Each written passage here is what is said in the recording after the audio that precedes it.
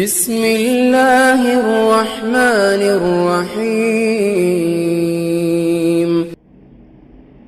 نحمده ونصلی علی رسولہ الکریم اما بعد فاعوذ باللہ من الشیطان الرجیم بسم اللہ الرحمن الرحیم۔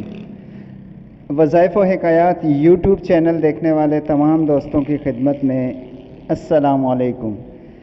کیسے ہیں دوستو؟ امید کرتے ہیں کہ آپ ایمان صحت کی بہترین حالت میں ہوں گے۔ اللہ پاک آپ پر اپنی رحمتوں، نعمتوں اور برکتوں کا نزول جاری و ساری رکھے، آمین۔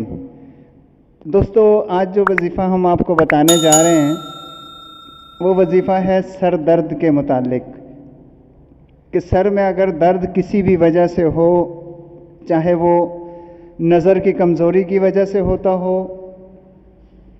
دماغی کمزوری کی وجہ سے ہوتا ہو، جسمانی کمزوری کی وجہ سے ہوتا ہو، یا ذہنی ٹینشن کی وجہ سے ہوتا ہو، ذہنی تفکرات کی وجہ سے ہوتا ہو، ان سب کے لیے یہ ایسا مجرب وظیفہ ہے۔ یہ مولانا اشرف علی تھانوی رحمۃ اللہ علیہ، جو حکیم الامت کے لقب سے مشہور ہیں، ان کی کتاب اعمال قرآنی سے اخذ کیا گیا وظیفہ ہے۔ یہ وظیفہ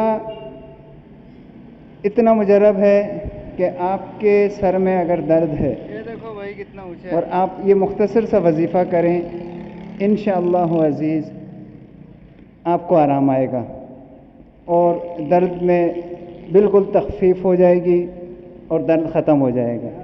وظیفہ شروع کرنے سے پہلے جو ساتھی چینل پر نئے ہیں، چینل کو سبسکرائب کر لیں، بیل آئیکن کے بٹن کو دبا دیں تاکہ ہماری ہر آنے والی نئی ویڈیو آپ تک بآسانی پہنچ سکے۔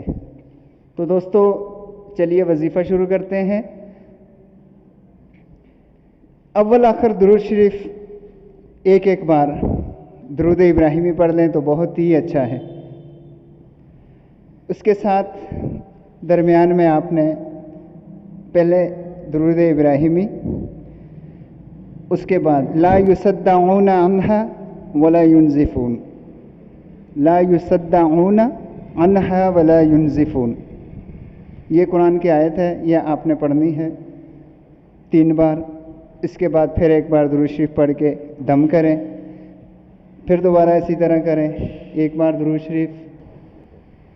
طریقہ کار تو آپ کو سمجھ آ گیا ہوگا کہ ایک بار درود شریف پڑھنا ہے، 3 بار دعا پڑھنی ہے، لا یصدعون عنہا ولا ینزفون، پھر اس کے بعد درود شریف پڑھ کے سر پہ دم کریں۔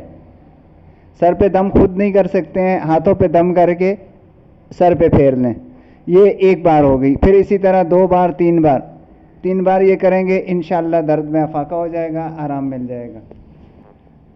دوستو یہ تھا ہمارا آج کا وظیفہ۔ ملتے ہیں اگلی ویڈیو میں اگلے نئے وظیفے کے ساتھ، تب تک کے لیے ہمیں اجازت دیجیے۔ اللہ حافظ۔